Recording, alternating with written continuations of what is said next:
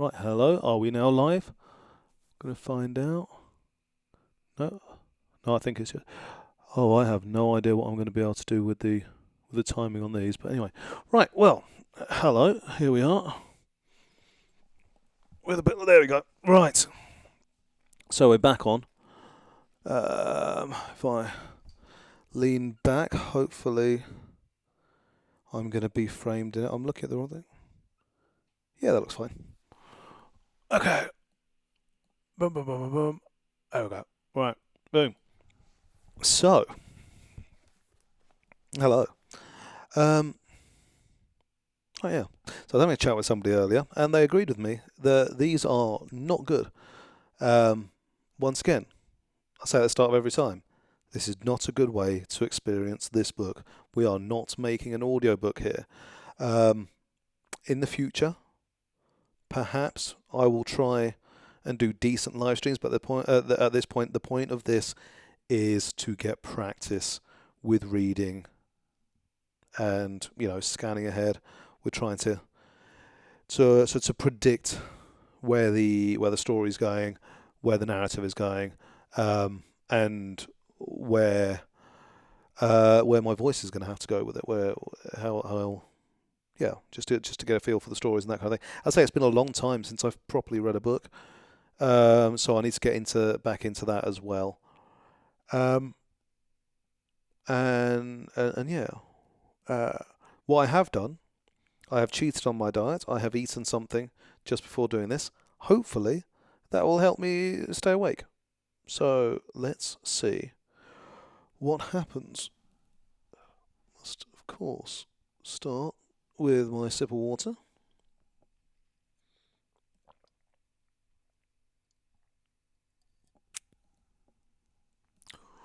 Hope you like ASMR. Right. Oh, hello. Apparently I've been flashing. Right. Let's get back in. We are close to the middle. Looking reasonably middling. So, part 9. Night. Almost forgot the most important part. Hey Siri, 1 hour timer. Boom, boom, boom. That is locked in. And let's get some. There we go. Right. Chapter 24. I go back along the dimmed hall and up the muffled stairs, stealthily to my room. There I sit in the chair. So, before I carry on, understanding that I am, of course, ruining the flow. Um, One of the my favourite quote I use most often, is supposedly from Charles Schultz, who says that everybody has 1,000 bad pictures in them, and they need to get them out, or words to that effect. And I like that. It works. It works well to say that everything that you do, you will start and you'll be terrible at.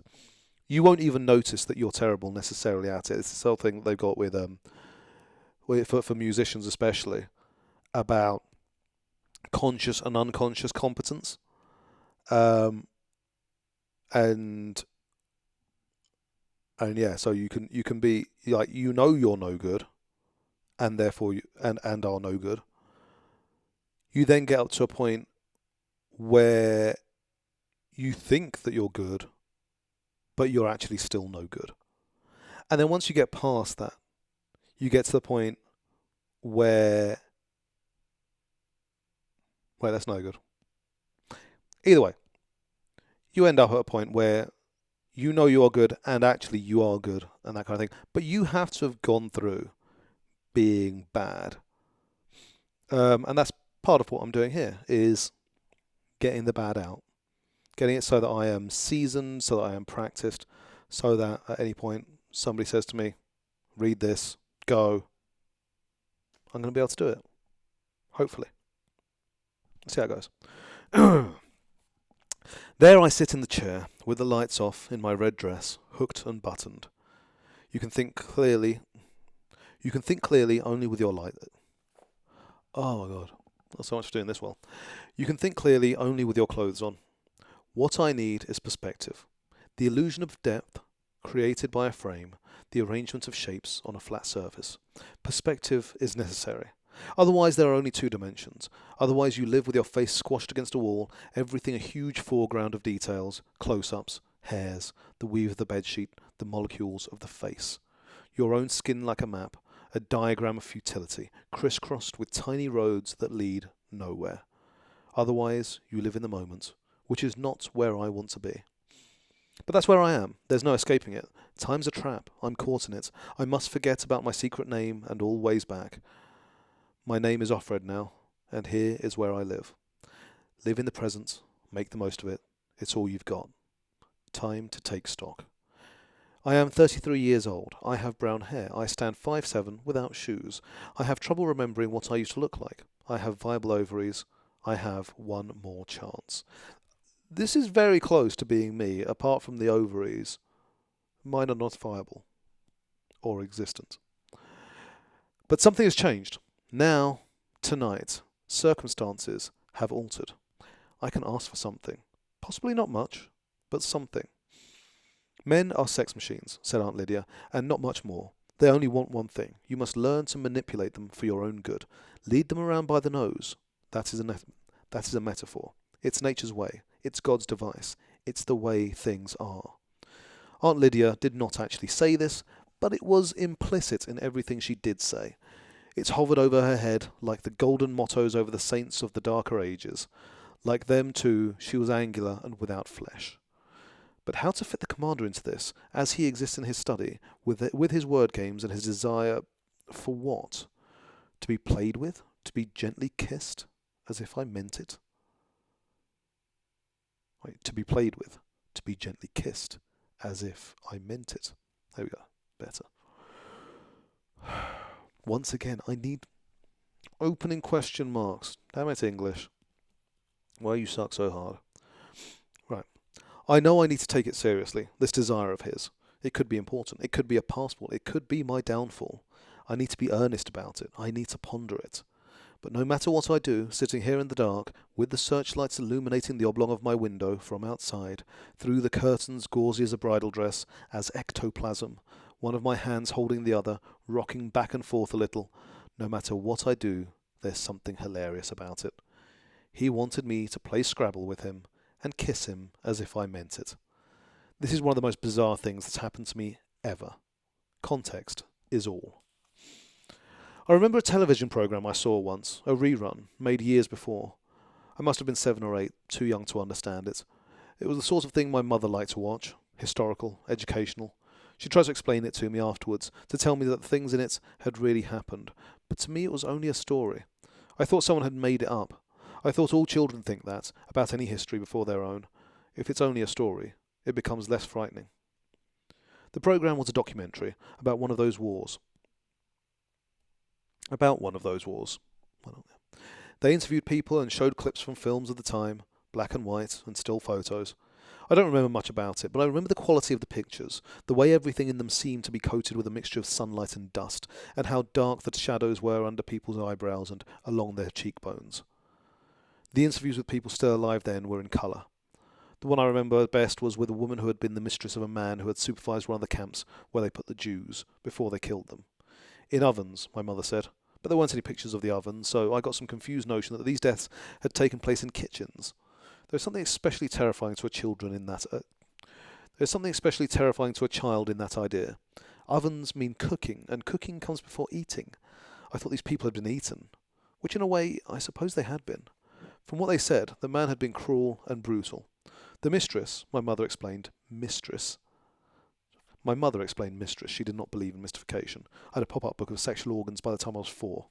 The mistress had once been very beautiful. There was a black and white shot of her and another woman in the two-piece bathing suits and platform shoes and picture hats of the time. They were wearing cat's eye sunglasses and sitting in deck chairs by a swimming pool. The swimming pool was beside their house, which was near the camp with the ovens. The woman said she didn't notice much that she found unusual. She denied knowing about the ovens.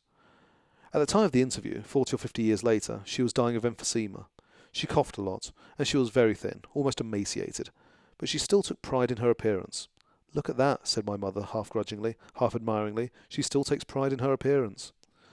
She was carefully made up, heavy mascara on her eyelashes, rouge on the bones of her cheeks, over which the skin was stretched like a rubber glove pulled tight. She was wearing pearls. "He was not a monster," she said. "People say he was a monster, but he was not one." What could she have been thinking about? Not much, I guess. Not back then, not at the time. She was thinking about how not to think. The times were abnormal. She took pride in her appearance. She did not believe he was a monster. He was not a monster to her. Probably he had some endearing traits. He whistled, off-key, in the shower. He had a yen for truffles. He called his dog Liebchen and made it sit up for little pieces of raw steak. How easy it is to invent a humanity for anyone at all. What an available temptation. A big child, she would have said to herself. Her heart would have melted. She'd have smoothed the hair back from his forehead. She'd have smoothed the hair back from his forehead, kissed him on the ear, and not just to get something out of him either. The instinct to soothe, to make it better. "There, there," she'd say, as he woke from a nightmare. "Things are so hard for you." All this she would have believed, because otherwise how could she have kept on living? She was very ordinary under that beauty. She believed in decency. She was nice to the Jewish maid, or nice enough, nicer than she needed to be. Several days after this interview with her was filmed, she killed herself. It said that right on television. Nobody asked her whether or not she had loved him. What I remember now, most of all, is the makeup. I stand up in the dark, start to unbutton. Then I hear something inside my body. I've broken. Something has cracked. That must be it. Noises coming up, coming out of the broken place, in my face. Without warning, I wasn't thinking about here or there or anything. Without warning, I wasn't thinking about here or there or anything. If I let the noise get out into the air, it will be laughter. Too loud. Too much of it. Someone is bound to hear, and then there'll be hurrying footsteps and commands and who knows. Judgment. Emotion inappropriate to the occasion. The wandering womb, they used to think. Hysteria. And then a needle. A pill. It could be fatal. I cram both hands over my mouth as if I'm about to be sick, drop to my knees, the laughter boiling like lava in my throat. I crawl into the cupboard, draw up my knees. I'll choke on it. Okay. My ribs hurt with holding back. I shake. I heave. Seismic, volcanic. I'll burst. Red all over the cupboard. Mirth rhymes with birth. Oh, to die of laughter. I stifle it in the folds of the hanging cloak, clench my eyes from which tears are squeezing, try to compose myself. After a while it passes, like an epileptic fit. Here I am in the closet. Nolite te bastardes, carbondorum. I can't see it in the dark, but I trace the tiny scratched writing with the ends of my fingers, as if it's a code in braille. It sounds in my head now less like a prayer, more like a command. But to do what? Useless to me in any case, an ancient hieroglyph to which this key's been lost. Why did she write it? Why did she bother? There's no way out of here. I lie on the floor, breathing too fast, then slower. Even out my breathing, as in the exercises for giving birth. All I can hear now is the sound of my own heart, opening and closing, opening and closing, opening.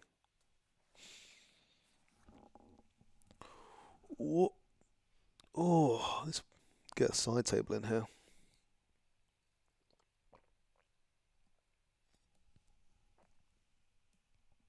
That will move everything over to the left.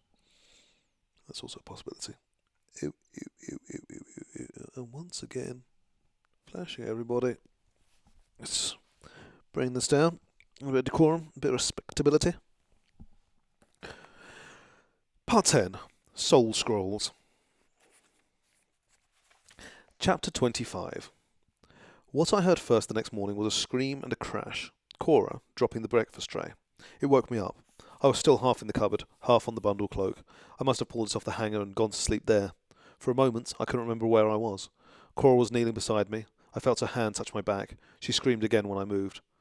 "What's wrong?" I said. I rolled over, pushed myself up. "Oh," she said. I thought. She thought what? I thought. She thought what? She thought what? Like, she said. The eggs had broken on the floor. There was orange juice and shattered glass. "I'll have to bring another one," she said. "Such a waste. What was you doing on the floor like that?" She was pulling at me to get me up, respectably onto my feet. I didn't want to tell her I'd never been to bed at all. There'd be no way of explaining that. I told her I must have fainted. That was almost as bad, because she seized on it. It's one of the early signs, she said, pleased. That and throwing up. She should have known there hadn't been a time enough, but she was very hopeful. She should have known there hadn't been time enough, but she was very hopeful. No, it's not that, I said. I was sitting in the chair. I'm sure it wasn't that. I'm sure it isn't that. I was just dizzy. I was just standing here and things went dark. It must have been the strain, she said, of yesterday and all. Takes it out of you. She meant the birth, and I said it did. By this time I was sitting in the chair, and she was kneeling on the floor, picking up the piece of broken glass and egg, gathering them onto the tray. She blotted some of the orange juice with the paper napkin. I have to bring a cloth, she said. They'll want to know why the extra eggs, unless you could do without. She looked up at me sideways, slyly, and I saw that it would be better if we could both pretend I'd eaten my breakfast after all. If she said she'd found me lying on the floor, there would be too many questions. She'd have to account for the broken glass in any case, but Rita would get surly if she had to cook a second breakfast. I'll do without, I said. I'm not that hungry. This was good. It fit in with the dizziness. But I could manage the toast, I said. I didn't want to go without breakfast altogether. It's been on the floor, she said. I don't mind, I said.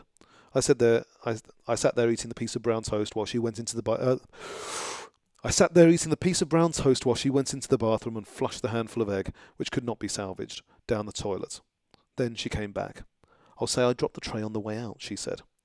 It pleased me that she was willing to lie for me, even in such a small thing, even for her own advantage. It was a link between us. I smiled at her. I hope nobody heard you, I said. It did give me a turn, she said, as she stood in the doorway with the tray. At first I thought it was just your clothes, like... Then I said to myself, what are they doing there on the floor? I thought maybe you'd... Run off, I said. Well, she said, but it was you. Yes, I said, it was. And it was, and she went out with the tray and came back with a cloth for me for the rest of the orange juice. And Rita that afternoon made a grumpy remark about some folks being all thumbs. Too much on their minds, don't look where they're going, she said. And we continued on from there as if nothing had happened. That was in May. Spring had now been undergone. The tulips have had their moment and are done, shedding their petals one by one, like teeth. One day I came upon a Serena Joy, kneeling on a cushion in the garden, her cane beside her on the grass. She was snipping off the seed pods with a pair of shears. I watched her sideways as I went past, with my baskets of oranges and lamb chops. She was aiming, positioning the blades of the shears, then cutting with a convulsive jerk of the hands. Was it the arthritis creeping up, or some blitzkrieg, some kamikaze, committed on the swelling genitalia of the flowers? The fruiting body. To cut off the seed pods is supposed to make the bulb store energy. Saint Serena, on her knees, doing penance. I often amused myself this way, with small, mean-minded, bitter jokes about her, but not for long. It doesn't do to linger. Watching Serena Joy from behind, what I coveted was the shears. Well, then we had the irises, rising beautiful and cool on their tall stalks, like brown glass, like pastel water momentarily frozen in a splash, light blue, light mauve, and the darker ones, velvet and purple, black cat's ears in the sun, indigo shadow, and the bleeding hearts, so female in shape it was a surprise they'd not long since been rooted out. There is something subversive about this garden of Serena's, a sense of buried things bursting upwards, wordlessly, into the night, as if to say, whatever is silenced will clamour to be heard, though silently. A Tennyson garden, heavy with scent, languid. The return of the wooden swoon. The return of the word swoon. Light pours down upon it from the sun. True, but also heat rises from the flowers themselves. You can feel it, like holding your hand on an inch above an arm, a shoulder.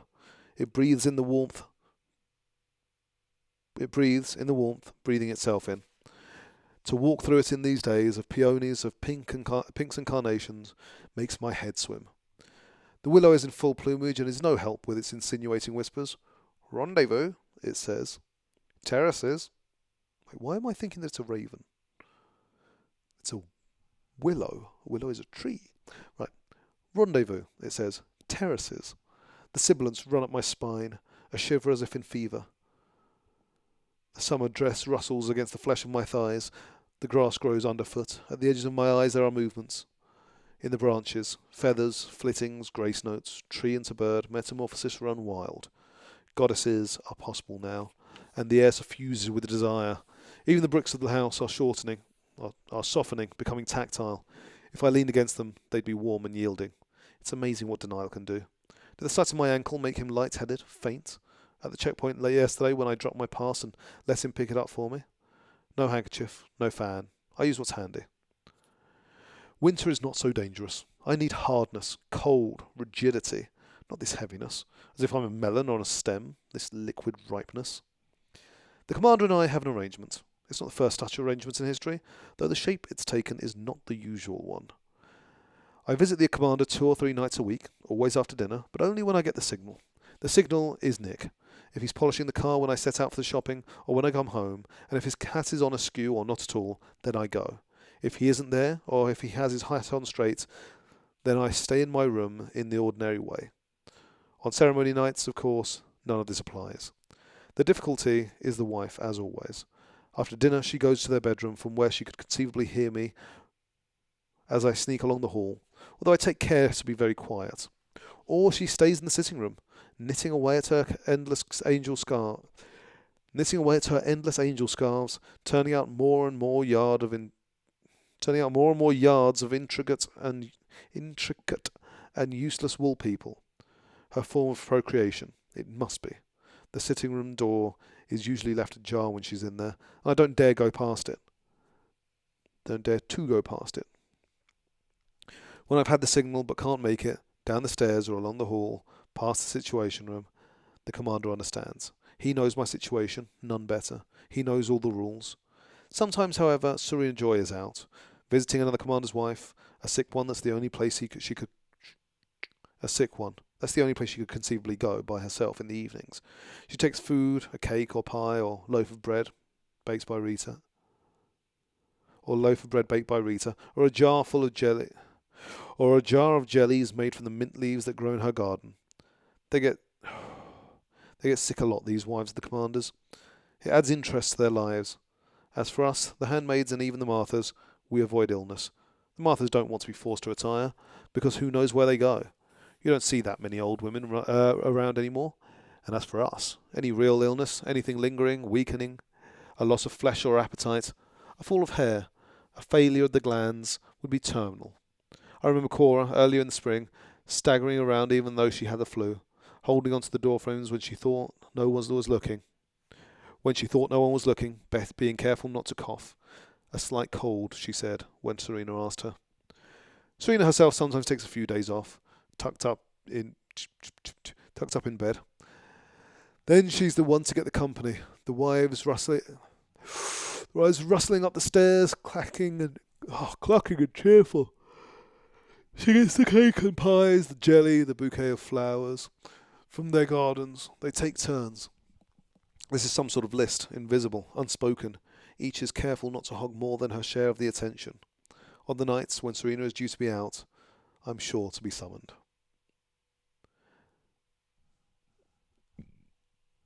The first time I was confused. His needs were obscure to me, and what I could perceive of them seemed to be ridiculous, laughable, like a fetish for lace-up shoes. Also, there's been a letdown of sorts. What had I been expecting behind the closed door for the first time? Something unspeakable, down on all fours perhaps, perversions, whips, mutilations, at the very least some minor sexual manipulation, some bygone peccadillo now denied him, prohibited by law and punishable by amputation. To be asked to play Scrabble instead, as if it were an old married couple or 2 children, seemed kinky in the extreme, a violation too in its own way. As a request, it was opaque. So when I left the room, it still wasn't clear to me what we wanted or why, or whether I could fulfill any of it for him. If there's to be a bargain, the terms of exchange must be set forth.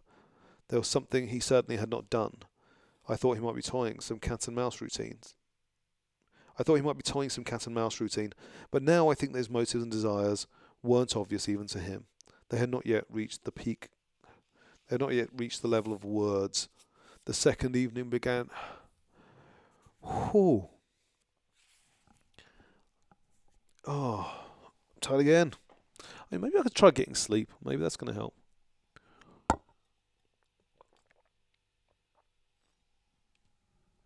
Mm.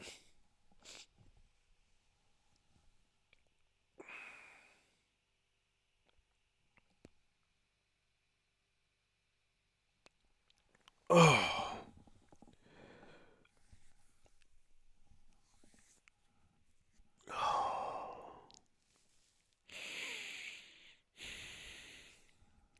I'm going to leave you alone for a moment. Grab a handful of Skittles.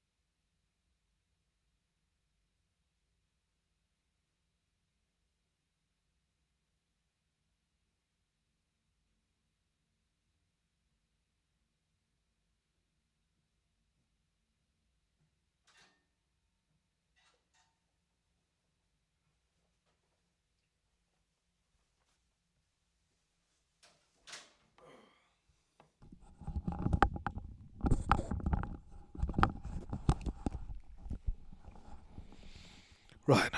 Next time, the... Oh, interesting. Oh, yeah. Next time, the plan is I have a nap first. Good old nap.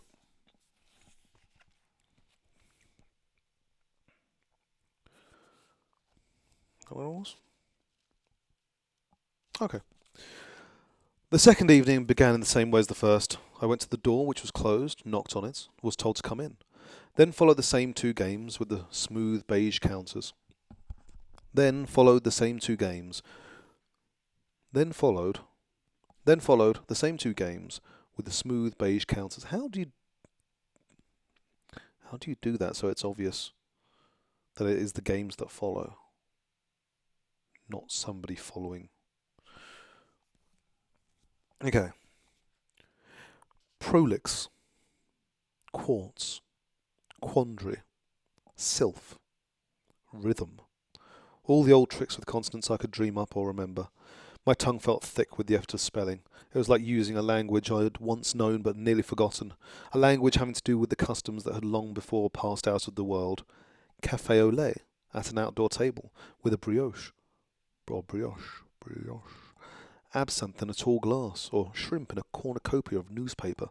Things I'd once read about but had never seen. It was like trying to walk without crutches. Like those phony scenes in old TV movies. You can do it. I know you can. That was the way my mind lurched and stumbled among the sharp R's and T's, sliding over the ovoid vowels as if on pebbles. The commander was patient when I hesitated or asked him for a correct spelling. "We can always look it up in the dictionary," he said. He said "we." The first time I realised he'd let me win. That night I was expecting everything to be the same, including the good-night kiss. But when we'd finished the second game, he sat back in his chair. He placed his elbows on the arms of the chair, the tips of his fingers together, and looked at me. "I have a little present for you," he said. He smiled a little. Then he pulled open the top drawer of his desk and took something out. He held it a moment, casually enough, between thumb and finger, as if deciding whether or not to give it to me. Although it was upside down from where I was sitting, I recognised it. They were once common enough. It was a magazine, a women's magazine, it looked like from the picture, a model on glossy paper, hair blown, neck scarfed, mouth lipsticked, the full fashions. I thought such magazines had all been destroyed, but here was one, left over, in a commander's private study, where you'd least expect to find such a thing. He looked down at the model, who was right side up to him. He was still smiling, that wistful smile of his. It was a look you'd give to an almost extinct animal at the zoo. Staring at the magazine, as he dangled it before me like fish bait, I wanted it. I wanted it with a force that made the ends of my fingers ache. At the same time, I saw the longing of mine as trivial and absurd, because I'd taken such magazines lightly enough once. I'd read them in dentist's office and sometimes on planes. I'd bought them to take to hotel rooms, a device to fill in empty time while I was waiting for Luke.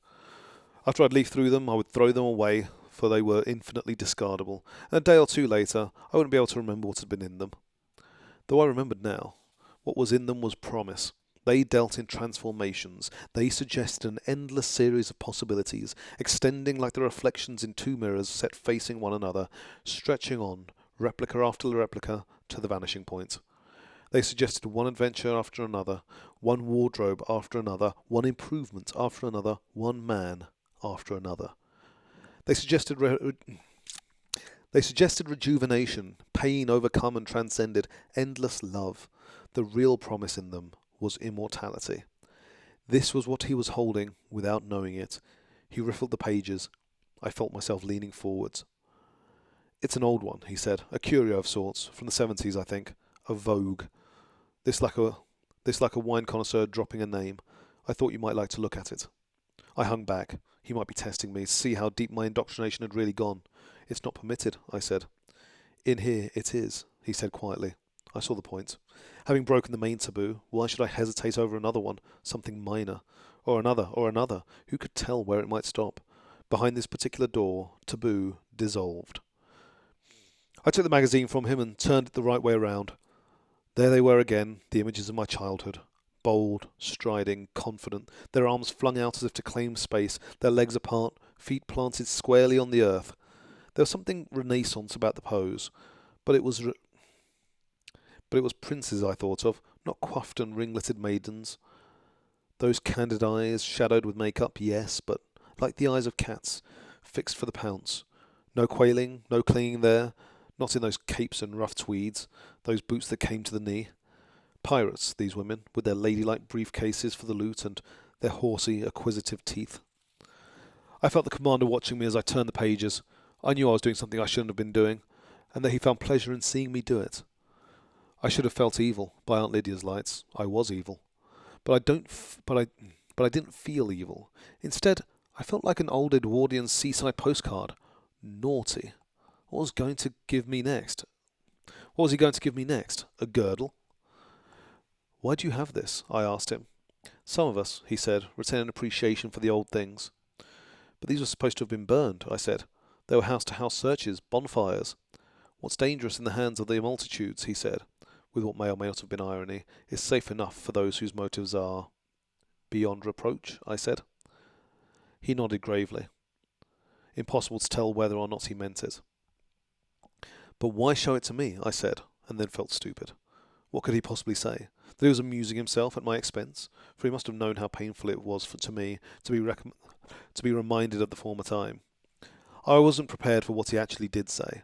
"Who else could I show it to?" he said. And there it was again, that sadness. Should I go further? I thought. I didn't want to push him too far, too fast. I knew I was dispensable. Nevertheless, I said too softly, "How about your wife?" He seemed to think about that. "No," he said. "She wouldn't understand. Anyway, she won't talk to me much anymore. We don't seem to have much in common these days." So there it was, out in the open. His wife didn't understand him. That's what I was there for then. The same old thing. It was too banal to be true. Banal. On the third night, I asked her for some hand lotion. I didn't want to sound begging, but I wanted what I could get. "Some what?" he said, courteous as ever. Courteous as ever. He was across the desk from me. He didn't touch me much except for that one obligatory kiss. No pawing, no heavy breathing, none of that.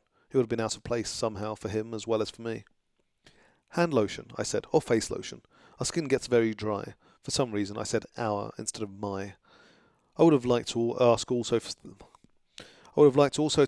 bath oil in those little coloured globules you used to be able to get wet.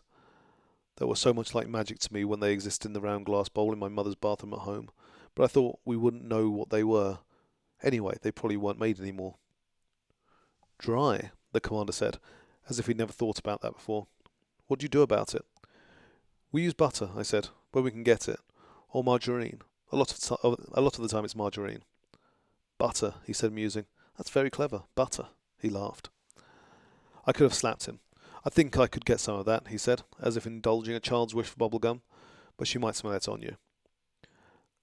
"I think I could get some of that," he said, as if indulging a child's wish for bubble gum, "but she might smell it on you."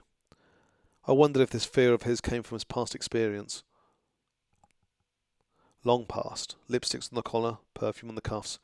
A scene late at night in some kitchen or bedroom. A man devoid of such experience wouldn't think of that, unless he's craftier than he looks.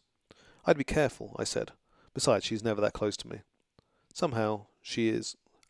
"Sometimes she is," he said. I looked down. I'd forgotten about that. I could feel myself blushing. "I won't use it on those nights," I said. On the fourth evening he gave me the hand lotion in an unlabelled plastic bottle. It wasn't very good quality. It smelled faintly of vegetable oil. No lily of the valley for me. It may have been something they made up for use in hospitals on bed sores, but I thanked him anyway.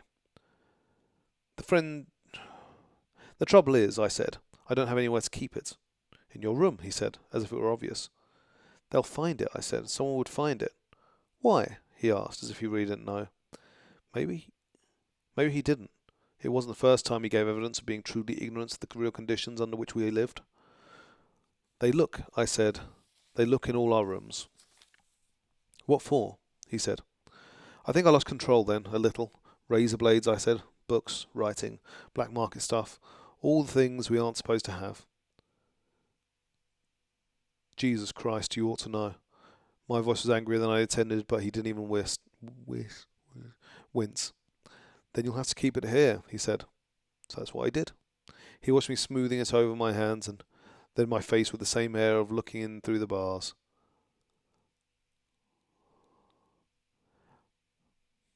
I wanted to turn my back on him. It was as if he were in the bedroom with me, but I didn't dare. For him, I must remember, I am only a whim. Oh, I think... You know what, I'm going to leave it there.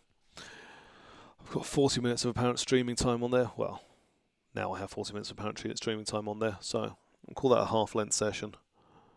And yeah, next time, I'll try having a nap first. Oh, well. Okay, for a moment there, I thought I was somehow broadcasting in real time. Then I realised that I was looking at my broadcast and it was just showing me what the camera was picking up. As ever, I'm very good at these things. Right, so I'm not sure if I can do tomorrow because I think I have a business lunch reasonably early, and I think we're going to have to meet up and have a bit of a powwow before that happens, so that we can get our stories straight. Stories straight. So Wednesday evening would be an interesting possibility. I will have just been at an open mic night, And normally, after these things, there is quite the booze up, which you would think is a bad idea on a Wednesday night, but we're nothing if not full of bad ideas. So, maybe Thursday? Maybe.